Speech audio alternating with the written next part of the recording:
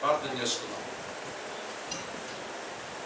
ప్రేమ కలిగిన మా పరమ తండ్రి, ఇప్పటి వరకు మీ మహాకృప చొప్పున ఆరాధనలో ఇక్కడ వరకు మమ్మల్ని అద్భుతమైన రీతిలో నడిపించిన దేవుడవు, స్తోత్రాలు తండ్రి.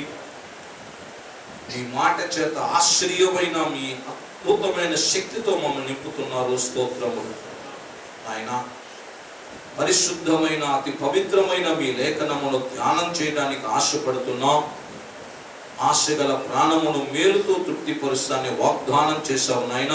దాసుని అభిషేకముతో నింపండి, నీ చేతిలో పనికి వచ్చు పాత్రగా మలచండి అయ్యా. బోరగా వాడుకొని మా హృదయములు తెప్పరిల్లునట్లుగా, మా విశ్వాసము బలపడినట్లుగా, క్రీస్తులో స్థిరులగునట్లుగా మాతో మాట్లాడమని, దీవించమని యేసు పరిశుద్ధ నామములో ప్రార్థిస్తున్నాము మా పరమ తండ్రి, ఆమేన్.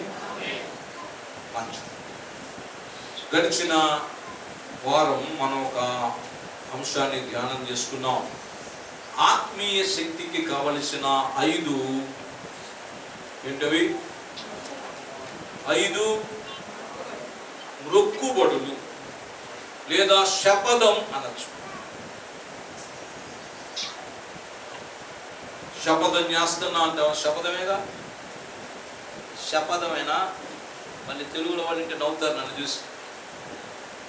కొంతమంది శపథాలు చేస్తారు కదా, నేను ఫలాన్ని చేయకపోతే చూడు అంటారు చూడు, అవన్నీ వ్యర్థమైనవి. అట్లాంటి జీవాలు దైవ సంబంధమైన శబ్దం ఏంటి?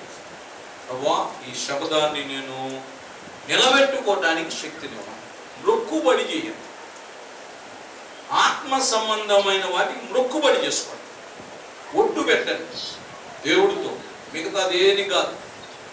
అయ్యా, నేను ఇలా ఉండాలనుకుంటున్నాను, నన్ను 5 ప్రమాణాలు, 5 మొక్కుబడులు ప్రాముఖ్యమైనవని చెప్పారు. మొదటి చూద్దాం. మొదటిది మొక్కుబడిలో మొదటిది first deal thoroughly with sin, అంటే పాపమును గూర్చి జాగ్రత్తగా ఉండాలి. ఏంటంటే పాపం అనేది పాత అతి పురాతనమైన శత్రువు, అసలు మారలేదు. ఎప్పటి శత్రువు అది? బాగా పురాతన. మన ఎక్కడంటే మా తాత ముత్తాతల అక్కడెక్కడి నుంచో ఉంది, అసలు మారలేదు. కాబట్టి ఏం చేయాలంటే మారంది. అందుకని మనం ఏం చేయాలంటే దాన్ని గురించి జాగ్రత్తగా చేయాలి. ఎందుకని చేయమంటున్నారు చూడండి. రోమీయులకు రాసిన పత్రిక 14వ అధ్యాయం 17వ వచనంలో మహాభక్తుడైన పౌలు గారు చెప్పిన, ఆయన ద్వారా దేవుడు తెలియచేసిన ఒక సత్యం ఉంది. రోమీయులకై ఆయన పత్రికను రాస్తూ 14వ అధ్యాయము 17వ వచనంలో ఒక మాట చెప్తున్నాను. దేవుని రాజ్యము భోజనమును పానమును కాదు గాని నీతియు సమాధానమును పరిశుద్ధాత్మ యందలి ఆనందమునునై ఉన్నది. స్తోత్రం. దేవుని రాజ్యము భోజనమును పానమును కాదు గాని నీతియు సమాధానమును పరిశుద్ధాత్మ యందలి ఆనందమునునై. కొరింథీ సంఘంలో అలాగే మరికొన్ని చోట్ల కొన్ని పరిస్థితులు జరిగినప్పుడు దేవుడు తన భక్తుడైన పౌలును ప్రేరేపించి ఈ రోమాలో ఉన్న మరి విశ్వాసులు కూడా ఈ ఉత్తరాన్ని వ్రాయిస్తూ కొన్ని విషయాలు చెప్పారు. పిల్లరా, మరి వాటిలో మనం గ్రహించాల్సింది ఏంటంటే దేవుని రాజ్యము ఆ రోజుల్లో ఏమయ్యేదంటే భోజనం దగ్గర కొంచెం తేడా వచ్చింది. వాళ్ళు విగ్రహాలకి బలి అర్పించిన వాటిని తినాలా వద్దా అని, ప్రభు రక్త మాంసంలో పాల్గొనే ముందుల ఎలా పాల్గొనాలా అని కొంతమంది అలవాటుగా పాల్గొనటం మొదలుపెట్టారు. వాటిలో కేవలం భోజనం కోసమే వచ్చి పాల్గొనే వాళ్ళు కొంతమంది ఉన్నారు. కాబట్టి ఈ విషయాలను పౌలు భక్తుడు ఆలోచన చేసి, అయితే ఇది ఈ వాక్యం చెప్పడానికి టైం పడుతుంది కాబట్టి నేను వాటిని క్లుప్తంగా చెప్తాను. దేవుని రాజ్యం అనేది భోజన సంబంధమైన విషయాలు కాదు. దేవుని రాజ్యములో మనం ఉండాలని ఆశపడాలి. యేసు ప్రభువారు యొక్క శ్రేష్టమైన బోధ ఏంటంటే, నూతన నిబంధన అంతటిలో యేసు ప్రభువారి బోధని ఏం చెప్పారంటే, మనము దాన్ని పరిశీలన చేస్తే ఆయన చెప్పిందల్లా ఏంటంటే దేవుని రాజ్యాన్ని గురించి ప్రత్యేకంగా చెప్పారు. మెయిన్ ఆయన వర్తమానం అదే. ఆయన మొట్టమొదట యేసు ప్రభువారు చెప్పింది ఏంటంటే, దేవుని రాజ్యము సమీపించి ఉన్నది కనుక మారు మనస్సు పొందండి. మొట్టమొదట యేసు ప్రభువారు మరి దేవుని రాజ్య సువార్త పరిచర్యకు సమర్పించుకున్న తర్వాత ఆయన పలికిన మొదటి మాట ఏంటంటే మారు మనస్సు. ఎందుకు అన్నాడు ఆయన అంటే, చూడండి ఆ వాక్య భాగాన్ని చూద్దాం. మత్తయి సువార్త 4వ అధ్యాయంలో మనకు కనపడుతుంది. మత్తయి సువార్త 4వ అధ్యాయం 17వ వచనంలో, అప్పటి నుండి యేసు పరలోక రాజ్యము సమీపించి ఉన్నది కనుక మారు మనస్సు పొందుడి అని చెప్పుచు ప్రకటింప మొదలుపెట్టారు. ఏ మనస్సు కావాలట? ఎందుకు కావాలన్నారు ఆయన? పరలోక రాజ్యములో ఒక వ్యక్తి ప్రవేశించాలి అంటే, దేవుని రాజ్యములో ప్రవేశించాలి అంటే ఏ మనస్సు కావాలి మనకి? మారు మనస్సు. మన మనస్సు మారాలి. బాహ్య రూపం కాదు మారాల్సింది. వాటిలో కొంతమంది చక్కగా తెల్ల ప్యాంటు తెల్ల షర్ట్ వేసుకొని వస్తారు. ఏ రూపం మారుతున్నారు? ఇప్పుడు మళ్ళీ ఏ రూపం? లోపల అసలు రూపం ఏంటి? అది అట్టాగా ఉంటుంది. తెల్ల ప్యాంటు తెల్ల షర్ట్ వేసుకుని వచ్చినంత మాత్రానే ఉన్న రూపం మారినంత మాత్రాన కాదా? ఏం మారమన్నాడు? మార్చాల్సింది ఏంటి? మనం మనస్సు మారాలి. ఏంటంట? మన మనస్సు మారాలి. మన ఆచార వ్యవహారాలు కాదు మారాల్సింది, మన మనస్సు మారాలి. పై రూపం కాదు మారాల్సింది, మన లోపల ఉన్న అంతరంగ పురుషుడు మారాలి. ద ఇన్నర్ మ్యాన్, లోపల ఉన్న అంతరంగ పురుషుడు మారాలి. మన లోపల ఉన్న వ్యక్తి మార్పు ఎప్పుడైతే నిజంగా వస్తుందో అప్పుడు నీవు దేవుని రాజ్యములోకి వెళ్ళటానికి హక్కుదారు కదా. కాబట్టి దేవుని రాజ్యం అనేది ఏమన్నారు ఆయన అంటే, భోజనమును పానమును కాదయ్యా. ఈ భోజన సంబంధమైన వాటి కొట్టుకోవటం కాదు, ఈ త్రాగే వాటిని గురించి కొట్టుకోవటం కాదురా బాయ్స్, ఇది కాదు. మీరు దీన్ని ఎక్కువ చేస్తున్నారు, వాళ్ళకు గొడవలు అక్కడ వచ్చేసినట్టు. మీరు దీన్ని హైలైట్ చేస్తున్నారు, ఇది కాదు నాయన. అసలు దేవుని రాజ్యములో మనం ఉండటానికి ఏది ప్రాధాన్యం ఏంటంటే, దేనికి ప్రాధాన్యత ఇవ్వాలి అంటే నీతికి ప్రాధాన్యత. దేనికి? నీతికి. సమాధానముగా ఉండటానికి, పరిశుద్ధాత్మ చేత నింపబడి ఆనందంగా ఉండటానికి, వీటికి ఇవి ప్రాధాన్యమైనవి అని చెప్పారు. ఓ పరిసయ్యులారా, శాస్త్రులారా, సద్దూకయ్యులారా అని యేసు ప్రభువారు మీకు శ్రమ అని చెప్పారు. ఎందుకంటే మీరు పుదీనాలోను సోపులోను 10 మందికి ఇస్తున్నారే, కానీ అవసరమైనవి వాటితో పాటు అవసరమైన వాటిని మీరు మర్చిపోతున్నారే. ఏంటంటే కనికరమును, ప్రేమను, సమాధానమును, నీతిని మర్చిపోతున్నారు. న్యాయము చేయటం మర్చిపోతున్నారు. వాటిని చేస్తూ వీటిని కూడా ఖచ్చితంగా వాటిని చేయొద్దాం లేదు, చేయండి. మీరు ఇవ్వండి దేవుడికి. వాటిని చేసినంత మాత్రాన చాలదో. నీలో ఏముండాలి మనలో అంటే కనికరమును, ప్రేమను. అది కూడా చూద్దాం. చూడండి ఒకసారి ఆ మాట కూడా చూద్దాం త్వరగా. వినరా, యేసు ప్రభువారు చక్కగా ఆయన వాళ్ళని కొంచెం గద్దించి చెప్పారు. ఎందుకంటే వాళ్ళు కేవలము బాహ్య సంబంధమైన అర్పణలు అర్పిస్తున్నారంట. చాలా కరెక్ట్గా చేస్తున్నారు వాళ్ళు, చాలా కరెక్ట్గా చేస్తున్నారు కాబట్టి అనుకుంటున్నారు వాళ్ళు మేము భక్తి పరులమని. కానీ ప్రభు గద్దించారు వాళ్ళు. ప్రభు చాలా స్పష్టంగా గద్దించారు వాళ్ళు. చూడండి మత్తయి సువార్త 23వ అధ్యాయం 23వ వచనాన్ని చదువుతున్నాను. మత్తయి శుభవార్త 23:23. అయ్యో వేషధారులైన శాస్త్రులారా, పరిసయ్యులారా, మీరు పుదీనాలోను సోపులోను జీలకర్రలోను 10వ వంతు చెల్లించి ధర్మశాస్త్రములో ప్రధానమైన విషయములను అనగా న్యాయమును, కనికరమును, విశ్వాసమును విడిచిపెట్టారు. నువ్వు ముందే తీసుకొచ్చేసి 4 కానుకలు ఇచ్చేస్తే సరిపోతుంది అనుకున్నావా? అట్టయితే ఇంకే అందరికి చెప్పేవాడిగా, మీ ఇష్టం వచ్చిన బతుకు మీరు బతకండి, కానుకలు తెచ్చి పెట్టండి అంటే ఆ బోధకుడు బాగా నచ్చుతారు కట్టండి. నేను అట్లా చెబితే నేను నీ కానుకలు నాకెందుకు అంటాను, అంటే ఓడి కానుకలు నాకెందుకు, బతుకు మారకుండా అంటాను. చీ, బ్రతుకు మార్చుకోకుండా నువ్వు అన్ని తెస్తే నాకే లాభం, నీకేం లాభం అని చాలా మంది ఇప్పుడు అట్టాగే అయిపోయారు. కానుకలు తెసా ఎట్లుంటే నాకెందుకు, నువ్వు ముందర దీవించబడాలి కదా, అసలు నువ్వు పరలోకానికి వెళ్ళాలని నా ఆశ. కాబట్టి అవి కాదు తేవాల్సి. అందుకని ఏమన్నారంటే, మీరు అన్నిట్లో 10వ వంతు, చిన్న జీలకర్రలో కూడా ఇస్తున్నారు, ఆవాళ్ళు కూడా ఇస్తున్నారు. ఆవాళ్ళు 10వ వంతులు అది పండేది ఎంత పండుతుంది?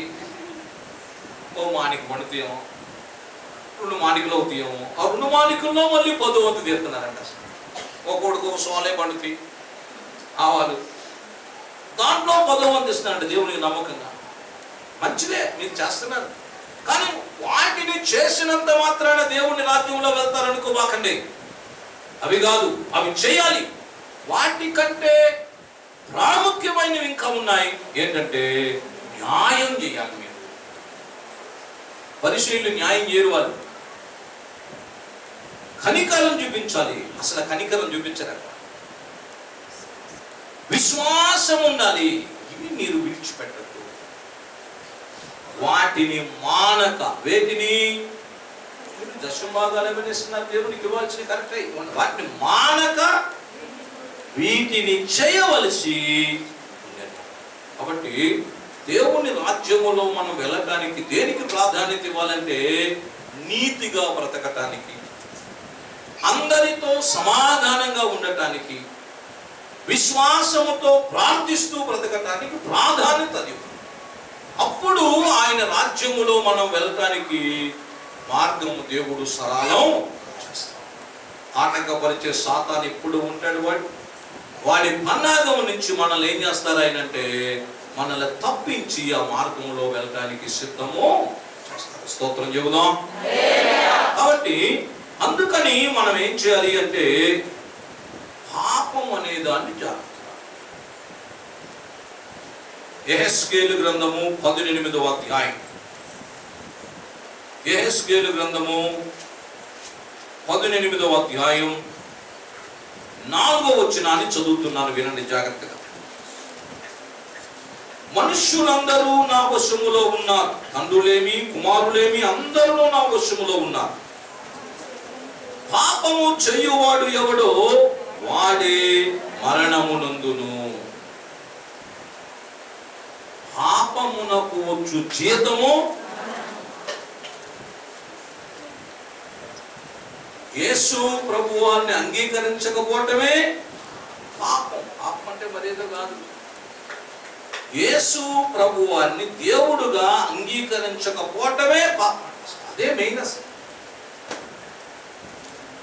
కాబట్టి అంగీకరించకపోవటం వల్ల పాపం చేస్తున్నావు. పాపం వల్ల చివరికి ఏం పొందుకుంటాడు ఆ వ్యక్తి? మరణం. అంటే దేవుని రాజ్యములోకి వెళ్ళడు. రాత్రి చెప్పినట్టు ఎక్కడికి వెళ్తాడు? చీకటి కొట్టులో పట్టేస్తాడు. చీకటి కొట్టు, పాతాళం. అందుకని దేవుడు ఇక్కడ చెప్తూ, అలాగే దీంట్లో 20వ వచనం ఇంకో మాట చెప్తున్నాడు, పాపము చెయ్యువాడే మరణమునందును. తండ్రి యొక్క దోష శిక్షను కుమారుడు మోయుటలేదని, కుమారుని దోష శిక్షను తండ్రి మోయడు. నీతి పరుని నీతి ఆ నీతి పరునికే చెందును, దుష్టుని దుష్టత్వము ఆ దుష్టునికే చెందును. ఎవరి దానికే లెక్క అంట. మనం బాగా నీతిగా బాగా నీతి సంపాదించాం, అది మన పిల్లలకి ఏమైనా వెళ్ళింది అనుకున్నారా? అబ్బే, నువ్వు బాగా నీతి సంపాదించావు.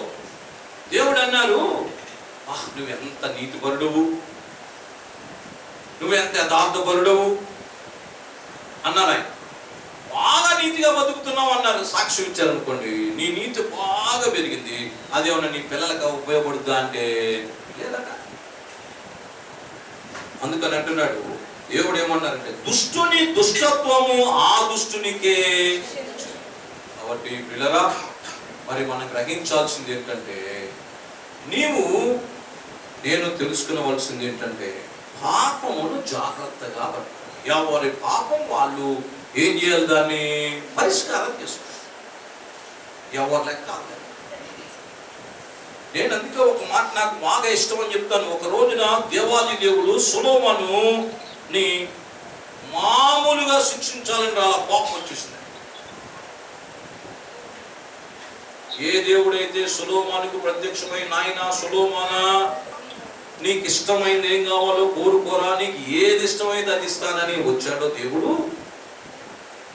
ఆయన అడగకుండానే ఐశ్వర్యాన్ని, ఘనతని, గొప్పతనాన్ని ఇచ్చాడో దేవుడు, ఆ దేవుడే ఒక రోజున సొలొమోను దగ్గరికి వచ్చేసి, సొలొమోనా, నేను ఇప్పుడు అర్జెంటుగా శిక్షించాలి, భయంకరంగా వచ్చాడట. కోపం వచ్చేసి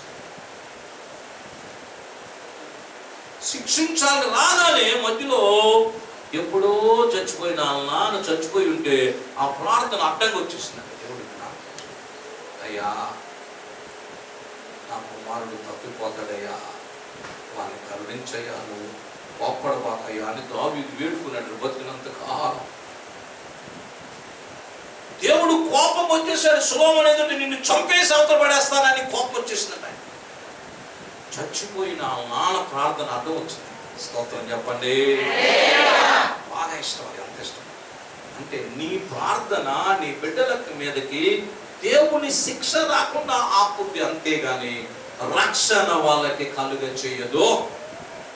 కాబట్టి వాళ్ళ పాపాన్ని ప్రతి ఒక్కడు వాడు ఎవరికి వాళ్ళు ఒప్పుకోవాలి. మనం దాన్ని సరిగా ప్రభు సన్నిధిలో అంగీకరించాలి. అప్పుడు పాపం అనేది ఏమవుతుందంటే తుడిచివేయాలి. మన ప్రార్థన ఎంతవరకు అంటే శిక్ష రాకుండా కాపాడగలుగుతుంది. నీ బాగా భక్తిపరుడు అయితే నీ బిడ్డల కోసం మానక ప్రార్థన చేస్తే ఎంతవరకు అంటే దేవుని కోపం వాళ్ళ మీదకి రాకుండా, శిక్ష రాకుండా ఆపగలుగుతుంది. నీ ప్రార్థన మధ్యలో వచ్చేస్తుంది. చచ్చిపోయినా బతికి ఉండదు. స్తోత్రం చెప్పండి. చూసారా ప్రార్థన ఎంత గొప్పది. అందుకనే ప్రార్థన చేస్తే అది ఎక్కడ ఉంటుందంటే పరలోకంలో, దేవుని అకౌంట్లో, బ్యాంకులో దాచి పెట్టబడింది. నీ పేరు మీద ఎప్పుడైనా సరే అవసరమైతే నీ బిడ్డల దగ్గరికి అడ్డంగా వస్తుంది. చచ్చిపోయినా బతిగా ఉంటాం మనం. హల్లెలూయా, హల్లెలూయా. మన ప్రార్థన బ్రతికొస్తా ఉంటుందంట. దేవుడు కోపించు, అయ్యా భూమి మీద నేను నా బిడ్డల కోసం చేశాను, వాటికి కొంచెం తప్పిపోతానయ్యా, క్షమించయ్యా. సొలొమోనా, నా భక్తుడైన దావీదు జ్ఞాపకం చేసుకొని నిన్ను వదిలిపెడుతున్నా పోవాలంటే ఏమి ఇష్టం అండి నాకు. నీ పిల్లల మీద కూడా ఇట్లా కోపం వచ్చే తరం మీద వేస్తారు.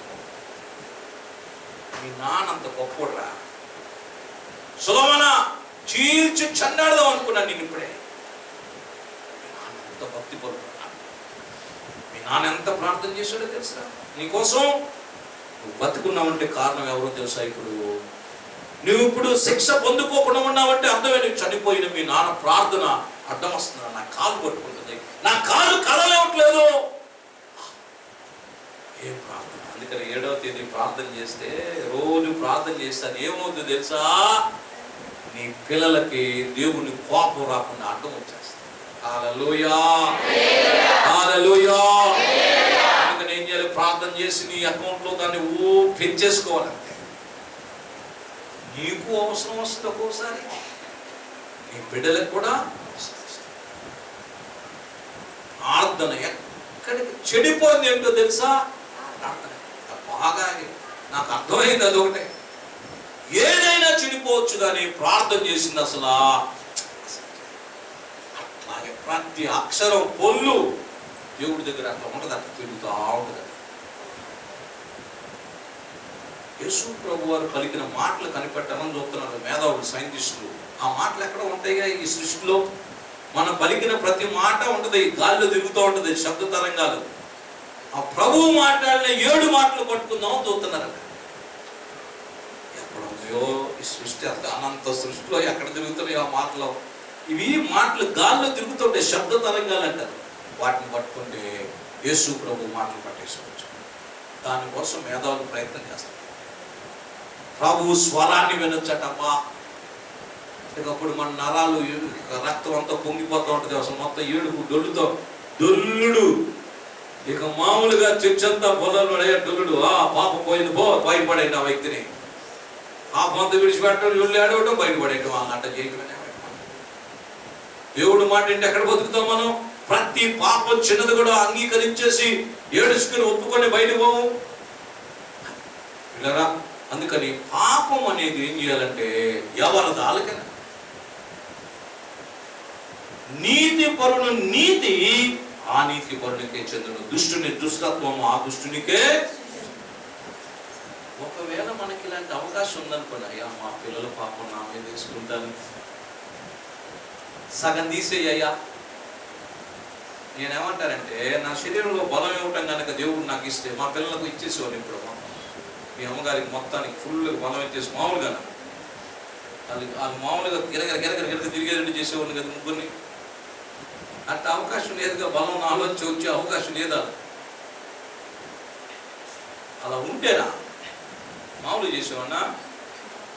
సంవత్సరానికి ఒకసారి ఇచ్చేసేవాడిని కదా, మొత్తం సంవత్సరం సరిపోయి మొత్తం ట్యాబ్లెట్ లాగా ఫుల్గా మంచి హుషారుగా ఉండేవాళ్ళు కదా. అట్లా లేదురా, లేకపోతే ఎప్పుడో పెట్టేసేవాడిని ఒకటికి. ఈ నరం తీసి అట్లా పెడితే చాలంటే నరం తీసి చక్క పెట్టేవాడిని నేను. వాళ్ళకే ఎందుకు మీకు కూడా ఇచ్చేవాడికి నీరసం అంటే లేడు, నీ మొహాలు చూడలేదు రండి ఆ నరం తీసి పెట్టి, ప్రభువా ఈ బతుకులు నీరసం పోవాలి, నాలాగా సంతోషం ఉండాలి, వాళ్ళు ఆనందం ఉండాలి అని చెప్పేసి మొత్తాన్ని అక్కడ పెట్టి, చూడండి కొంచెం ఎవరున్నారు మా పిల్లలు చెప్పి ఉన్నారు చూసి, అయ్యా పలానా నీరసం ఉన్నారు, మరి చూడలేకపోతున్నాం, రండి తీసా పెట్టా నరం పెట్టా అదికిచ్చేసి మొత్తం మిమ్మల్ని మార్చేవాడిని కదా. అట్ట కూడా లేదు నాకు అవకాశం లేదయ్యా, నాది నాకే ఉండదు. కానీ పాపం ఏంటంటే వాడి పాపం వాడి శుభ్రంగా ప్రభుత్వం ఒప్పుకొని కాదు పిల్లరా. అందుకని అంటున్నాడు, ఎప్పుడు కూడా మనం గ్రహించాల్సింది ఏంటంటే, మనం గుర్తుపెట్టుకోండి, మనం చేసిన ప్రతి పాపానికి పేరు మార్చుకోండి. ఏం చేస్తుంది తెలుసా? పలానా తప్పు చేసేవాడి, ఆహా అలా కాదండి, నేను అలా అనుకోలేదంటాం. పలానా తప్పు చేసావంటగా, కాదండి నేను అట్లా అనుకోలేదండి, అది కాదండి, నువ్వు దాని పేరు మారుస్తావు. పలానా చేసావు లేదా? చేశానయ్యా. తప్ప కదా? తప్పేనయ్యా. దాని పేరు చెప్పు దేవుడి దగ్గర. స్తోత్రం. పలాంది తప్పు చేశా నేను, అయ్యా ఇది పలానా తప్పని పేరు చెప్పు. Name the sin. దాని పేర్లు మార్చుకోవాలి. నేను అలా అనుకోలేదయ్యా, నేను ఇలా అనుకోలేదయ్యా అని దాన్ని నువ్వు రకరకాలుగా మార్చొద్దు. You must know, everyone must know the sin and name it, identify it and accept in the presence of God. ఎందుకంటే దేవుడి దగ్గర నీవు ఖచ్చితంగా ఆ పేరు చెప్పి పలానా తప్పు చేశానయ్యా ఒప్పుకోవాలి. స్తోత్రం చెబుదాం. హల్లెలూయా, హల్లెలూయా. దానికి పేర్లు పెట్టబాక. మనం అందరం పేర్లు, దానికి కవరింగ్లు, కోటింగ్లు, మేకప్ వేస్తాం పాపానికి. నో, దాని పేరు చెప్పు దేవుడి దగ్గర. ఫలానా తప్పయ్యాది, ఇది ఫలానా, ఇదిగో ఈ తప్పు స్పష్టంగా, లేదా ఈ పాపం స్పష్టంగా, ఇదిగో నీకు వ్యతిరేకమైన ఈ ఆలోచన స్పష్టంగా చేశాను. దాని పేరు చెప్పు దేవుడికి. అది డీల్ అంటే అట్లా చేయాలి. అర్థమైందా నా మాట? ఇప్పుడు దానికి మీరేం చేస్తారు?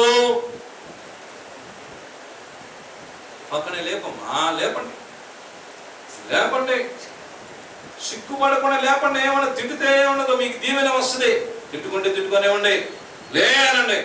నిద్రపోబాక చే లేదో అనండి, లేపండి. తిట్టుకుంటే నీకు దీవెన వస్తుంది. దీవెన ఏది నీకేమి నష్టం రాదు, గుర్తుపెట్టు. పక్కన వాళ్ళు నిద్రపోతుంటే లే పైకి లేదమ్మా లేవో అనండి, చెప్పండి అట్లా. ఇంకా నిద్రపోండి దేవుణ్ణి. ఎందుకు పనికి రాకుండా వాళ్ళకి ఆశీర్వాదం ఉండకుండా ఎందుకు చెప్పండి? వాక్యాన్ని విన్నప్పుడు ఏం ఆశీర్వాదం రాదు. వాక్యాన్ని మోసుకుని వెళ్ళకపోతే ఆశీర్వాదం రాదు. వాక్యాన్ని విని మనం మారకపోతే ఆశీర్వాదం రాదు. ఇంకెందుకో సాతాను ఎత్తి మీద కూర్చొని చెప్పండి, సిగ్గుపడకుండా చెప్పండి, నో ప్రాబ్లం. చూద్దారు లేదా చెప్పండి.